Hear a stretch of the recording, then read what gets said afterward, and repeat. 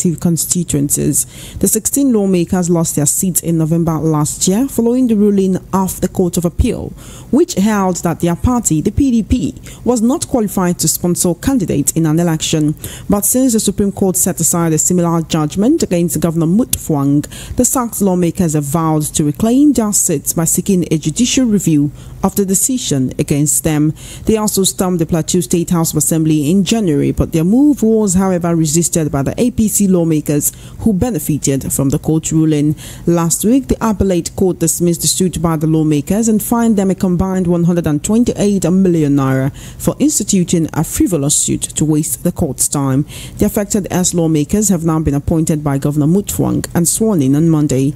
Despite the appeal court's decision last week and their appointment as liaison officers, the PDP lawmakers said they are still pursuing their case, arguing that the court had not ruled on their case. In a related development, men of the Plateau State Police Command have cordoned off the road leading to the State House of Assembly complex within the Jos metropolis. The spokesman for the command, Alabo Alfred, who confirmed the development, told journalists in Jos today that the development was meant to prevent a breakdown of law and order in the state. Asked whether the road barricade leading to the State Assembly and the deployment of personnel to the Assembly complex was in connection with the unresolved dispute involving the SACS 16 PDP and the APC lawmakers, the police spokesman simply said he would soon release a press statement concerning what is happening. At the gate of the Assembly complex located along John Samsi Road, supporters of both the SACS 16 PDP lawmakers and the APC lawmakers who were yet to be sworn in following the Court of Appeal judgment besieged the area. One of the PDP supporters, Matthew Danladi, told newsmen that they were at the Assembly complex following information that the APC members yet to be sworn in are trying to impeach the Speaker. In a recent development from Bauchi State, Governor Isa Yuguda has said President Bola Tinubu removed the subsidy going into private pockets and not petroleum products. Yuguda insisted that the federal government was still paying subsidy in petroleum products despite the president's declaration. On May 29 last year, President Tinubu had declared an end to fuel subsidy during his inaugural speech. In February, the International Monetary Fund (IMF), in one of its reports, advised Nigeria to completely phase out costly fuel and electricity subsidies as part of measures to address its economic challenges. However, speaking on the TV program yesterday, the former governor said if the IMF says the country is paying subsidy, then we are. But the subsidy that was removed was not the one, that was going into private pockets and not the subsidy on petroleum products. The Economic and Financial Crimes Commission (EFCC) has revealed that approximately 70% of financial crimes in Nigeria are connected to banks. Chairman of the Anti-Graft Agency, Ola Olukoyede, shared this information during his address in Abuja at the 2023 annual retreat and general meeting of the Association of Chief Audit Executives of Banks in Nigeria. The EFCC boss pointed out that the banking industry was becoming more characterized by fraudulent activities, posing significant challenges and concerns for the commission. Olukoyede, who was represented by EFCC's Director of Internal Audit, Idowu Akpejoye, emphasized the importance of collaborative actions from relevant authorities and industry professionals, particularly audit executives, to proactively address and combat fraudulent activities within the sector. In the meantime, the House of Representatives has called for the arrest of the top executives of Binance Holdings Limited amid serious allegations including fraud, terrorism financing, money laundering and tax evasion. The cryptocurrency exchange platform has been specifically accused of actions leading to the depreciation of the Nigerian currency, prompting legislative scrutiny. During a session on Monday, the executives were expected to present themselves before the House Committee on Financial Crimes. However, in a move that the committee found unsatisfactory, Binance chose to have the legal representatives attend in their stead. This led to a stern response from the committee's chairman, Obinna Jinja, who announced that a warrant for the rest of the executives would be issued. In defense, Binance's counsel, Senator Iheye, clarified the absence of the company's executives by revealing that they were already in custody. He urged the committee to allow the company some time to make a formal appearance, citing that two top officials of Binance who had recently arrived in Nigeria were detained by the Office of the National Security Advisor. However, the committee's chairman insisted that the chief executive of Binance Holdings Limited, Richard Teng, must appear. The committee had previously summoned Teng in a letter dated December 12, 2023. You're currently listening to the World News at 12 right here on Voice of the People 90.3 FM. Now joining me to discuss this and other issues on the World News at 12 this afternoon, I have with me Mr. Peter Anasike. He's a development economist, acclaimed author, as well as a national affairs analyst and critic. Welcome to the conversation, Mr. Anasike. Thank you for having me. It's always a pleasure to have you here. Let's begin from Plateau State. Governor Mutfwang has given appointment to the 16 sacked PDP lawmakers. He's given them appointments as liaison officers for each of their constituencies. And even as this is happening, the police have had to beef up security at the Plateau State Assembly complex within the Jos Metropolis, saying it is to prevent a breakdown of law and others. With them being given another appointment by the governor, do you expect them to back down? Although they are saying that they will not back down and that they will continue to pursue the case until the court rules on their case. But then, is this a way to console them by Governor Mutfwang? Well, for me, it is a wise decision by the governor to compensate them instead of losing both ways, because they spent money campaigning and winning that position. But the judiciary that we have, which is among the worst in the world, rigged that election in favor of APC. Understand? And that's why previously I thought that women are more that women as mothers are supposed to be an embodiment of empathy, conscience.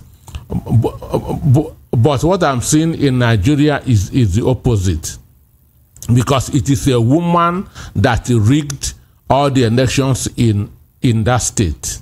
In Plateau State. And you said this before, and you're saying this is the president of the appeal court. And that's the president of the appeal court. Are you saying she's the reason why the 16 PDP lawmakers were sacked? She is the reason. She is the reason. In what way? Because the former governor, who is now in the Senate, appointed her daughter to the State House of Assembly to make laws for their people. This in their zone is a different ball game, and this is the fault of a woman. Understand me? So I'm really pained, but the governor did well by compensating them. And for me, because those APC that are going to be sworn in that did not win an election, and you will see they are going to serve for the next 3.5 years. But you know that Governor Caleb Mutfwang is, of course, from the PDP, right? He's a member of the PDP, and he won the governorship, or he's now the governor on the platform of that party. PDP won everything in that state. If this were to, if the roles were to be reversed, and it was APC lawmakers who were kicked out, would he have done the same thing, or did you this because they are PDP lawmakers and members of his party? APC did not win any election in Plateau State. Understand me? And to me, it's somebody who is insane that will look at Buhari's 8 years and still vote for APC. Understand me? So it's people who are insane that will look at Buhari's 8 years and still vote for APC. So there's nowhere in Nigeria that APC genuinely won any position. If you say it's a wise decision, from the bottom up. If you say it's a wise decision for the governor to give them these appointments, right, so that they are consoled, that peace should reign, and so that peace will reign. Sure. Right now, even with that, they say they will not stop pursuing their cases. They will not stop pursuing this case. Is that in itself a wise decision?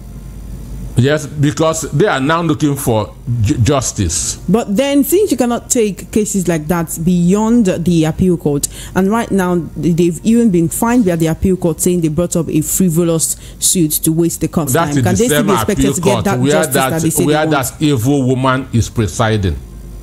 Understand me? That is still that appeal court where that evil woman is presiding. So for me, we have the NJC, the National Judicial Council. People have written to them to intervene in this case because, one, this is going to affect foreigners coming into this country to invest. It is only a madman that will go to where there's no justice to do business. Understand me? Because it means that if you have a misunderstanding with somebody, you are not sure of getting justice. Because in Nigeria, what we have is the legal system. We don't have the justice system. Okay, then we are inclined to say that those are very personal opinions. But then let's talk about Issa Yuguda, who's the former Bauchi State governor, saying that the subsidy that the president removed is the one going into private pockets and not the one going into petroleum products. So if the IMF says Nigeria is still paying subsidy, then we are. What is the difference between the subsidy that was going into private pockets and the one that was being paid on petroleum products? I don't know what he means by the whole subsidy is a scam. Understand?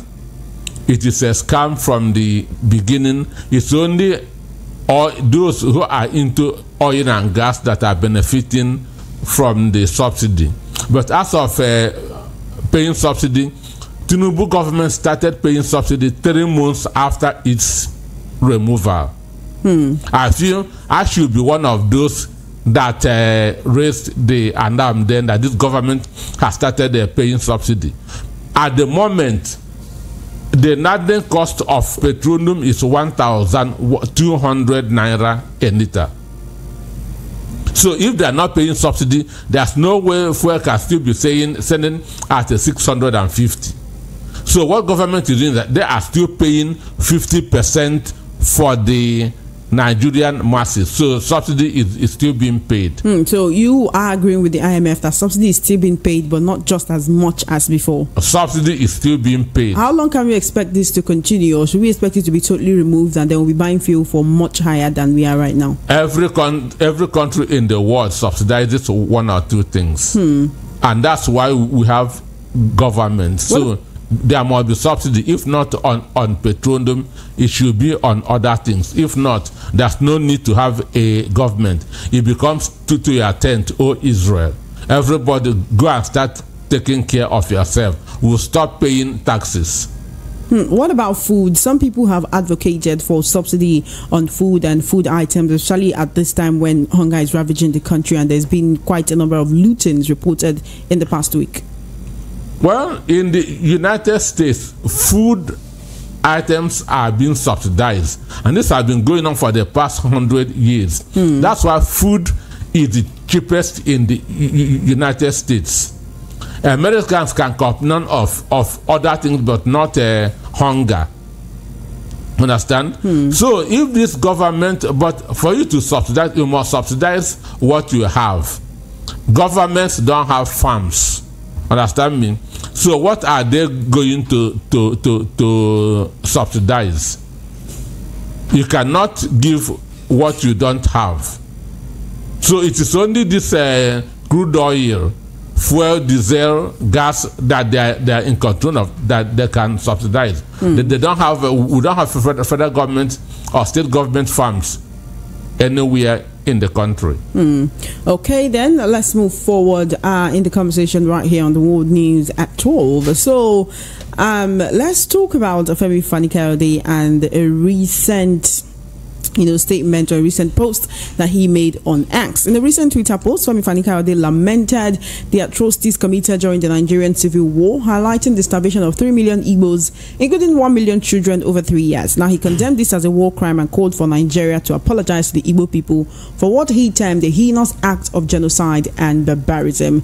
Now, we do know that Ohanaeze Ndigbo had recently also said the same thing, that Gowon should apologize to Ndigbo for the massacres they said were carried out during the Civil War. Now, but Femi Fani-Kayode is also noting what he called an irony, that despite suffering greatly during the Civil War, many Igbo people are now supporting Israel in the conflict with Gaza, and some even identify as Jews of Africa or Zionists. He opposed this, saying that Igbos have no historical, racial or ethnic ties to Judaism or Zionism. In fact, he's saying this is fallacious, delusional and self-serving. Personally, I've not heard anybody we know that people are taking sides in the Israel-Gaza war, but I can't say that, I've heard a lot of Igbo people saying I'm aligning with Israel because I'm a Zionist or because I'm a Nigerian Jew or anything like that. What exactly can we get from what's it is very difficult to predict what is going on in Fani Kayode's head, because to me, at times he talks like somebody who is mentally unstable. Understand? He talks. Isn't that a harsh way he talks like him? Somebody who is mentally unstable. Igbos are pro-Israel. So you are agreeing with him that people are actually saying we are pro-Israel. Understand me? Every Igbo person we are pro-Israel. Understand me? I was the public secretary of Ohaneze Ndigbo Southwest as a whole. So you are saying Ohaneze itself we is are pro-Israel. That's Ohaneze. Understand me? We can never be pro-Palestine. Why is that? And what's the rationale? What's the thinking behind it? One, we have similarities of culture in almost everything. Can we have an example of one of those cultures? So many. Understand me? So many. Understand? The educational system, the burial system. Understand? The Igbos and the Jews are people who don't allow they are there to be buried outside their state. So we are saying there are similarities and there are semblances. But is this okay for any Igbo person to come out and say, I'm a Nigerian Jew or I'm a Zionist?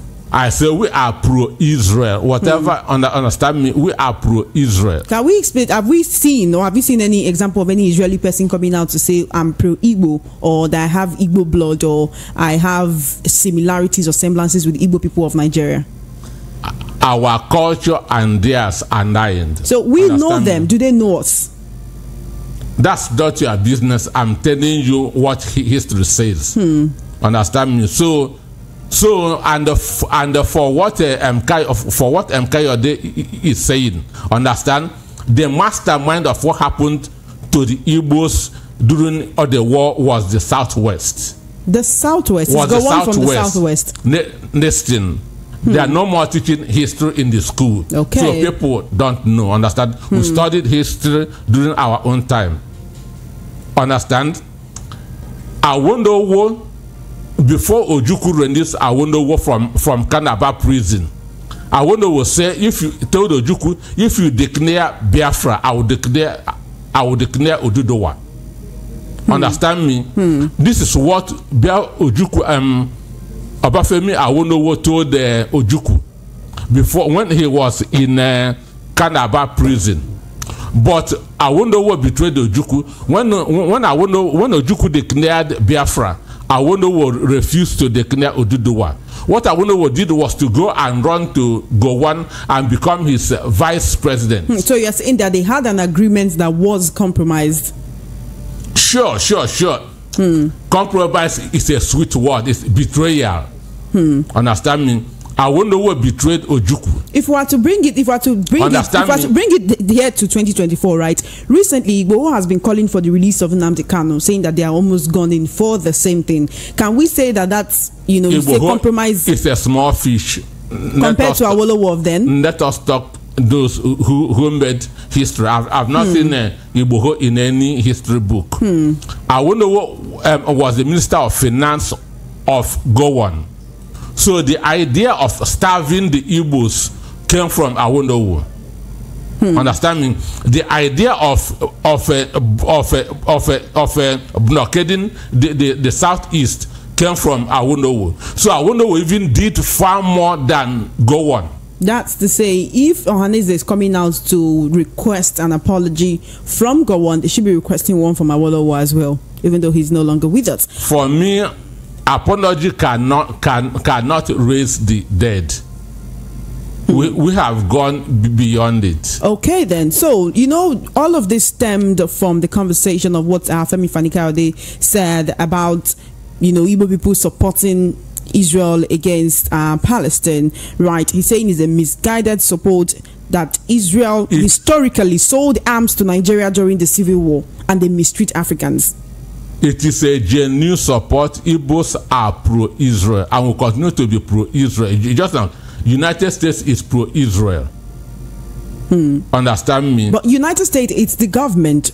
What about the people? The people are pro-Israel. you cannot be pro against Israel and you win an election in America. You cannot. So you can say that the people who are against, they're just a chunk of people. They make up a very small percentage. That's it. Okay, then let's move forward. You're still listening to the World News at 12 right here on Voice of the People 90.3 FM. Finally, I want to talk about the House of Reps seeking the arrest of Binance executives over fraud allegations. You are a development economist, you know about economics, and so I just want you to explain for the layman, to people who don't understand. The House of Reps has accused Binance of being behind the speculations that literally more or less kills the naira and makes it fluctuate the way it does. Right now, they're saying that the Binance executives should be arrested for some serious allegations like fraud, terrorism financing, money laundering, and tax evasion. Last week we did speak about how it was a good idea inviting people for a meeting, confiscating their passports and keeping them locked up, which is still happening until now, because the council is saying, look, the people you're saying you want to arrest, they're already in your custody, but they're saying we want the chief executive chairman of this business. We want him to come, him to talk to us. So they should go and extradite him now. Can they do that though? They should go. So the issue is this: these people are living in denial. They know the cause of the reason why naira is on a free fall. Is it Binance or is it not Binance? Or is Binance one of the reasons? It's not Binance. They are just looking for straws to hold on. It is never Binance at all, or do they have any little fault at all to a certain percentage when it comes to currencies, when it comes to speculation, market speculation? They are speculators, and they are licensed speculators. Not just for the naira, but for every other currency. For every other currency. Understand? Tinubu surrendered the naira to the dollar. Understand me? As of this morning, naira is trading at 1,620. Understand? And they have withdrawn the license of so many Binance companies, and the same thing is going on, because that's not where our problem is. So they should face the reality. They have not touched with what is happening. So they are just looking for who to hold on. Just listen, within the next 2 weeks, the issue of Binance will disappear. So why do you think that they are stretching this issue of Binance? Is that in a bid to get a culprit? To deceive the people. And say we are working on the people who are actually we are working doing this to the naira. Understand me? We are working. It's not even the duty of the National Assembly. If it's a crime, it should be EFCC. Understand me? I wonder when the National Assembly become an anti-graft agency. But final question on this, right? If it's not Binance and they are not the problem, and it's the policies of the federal government, what other policies can be put in place? Can we call them counter policies to actually stabilize the naira and bring it to a point where Nigerians can still, use it without having to? Nothing can stabilize the naira until we begin to produce and export. So import is the problem. Importation. Once you are import dependent, there's no way your currency will be stable. Understand me? So naira cannot be stabilized until we begin to produce and export. Understand? So any other thing is just they are speaking, they are talking. Okay, then. Thank you so much, Mr. Anosike. We really needed an economic perspective into this particular topic, and of course, other perspectives on the other topics, and you have brought it. It is always a pleasure talking with you and having your analysis on each of our programs and news. Thank you so dearly for coming, and have a wonderful day. Thank you for having me. You're still listening to the World News at 12 right here on Voice of the People 90.3 FM. On the foreign, 5 people were killed on Monday when a small private plane crashed near a highway in Nashville in the U.S. state of Tennessee, according to local police. The Metropolitan Nashville Police Department said in a post on social platform X that 5 persons on board the airplane perished in the crash. It also posted a picture of the mangled wreckage of the single-engine plane. The Nashville Fire Department said on X that there was a heavy fire when its responders arrived on the scene. Nashville Police spokesman Don Aaron was quoted by U.S. media as saying the plane had reported engine and power failure. It was cleared for an emergency landing at Nashville's John C. Tune Airport, but came down just a few kilometers from the airport after suffering an engine and power failure. He said the Federal Aviation Administration and the National Transport Safety Board will investigate the crash. And that's it on the World News at 12. Just before we wrap up, let's take a look at the top stories again. You heard that Governor Mutfwang has given appointment to the 16 sacked PDP lawmakers in Plateau State.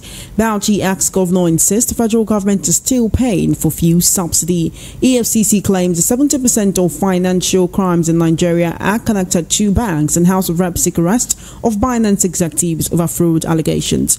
On the foreign scene, 5 dead after small plane crashes near U.S. highway. And that is a wrap on the World News at 12. My name is Chioma Innocent. Please follow our social media handles at VOP903FM. For coverage of your live events and brand news mentioned on our news bulletins, do send a mail to news@voiceofthepeople.ng. Good afternoon and thank you for listening. Do stay tuned. Up next is Matters with Ikami Jude.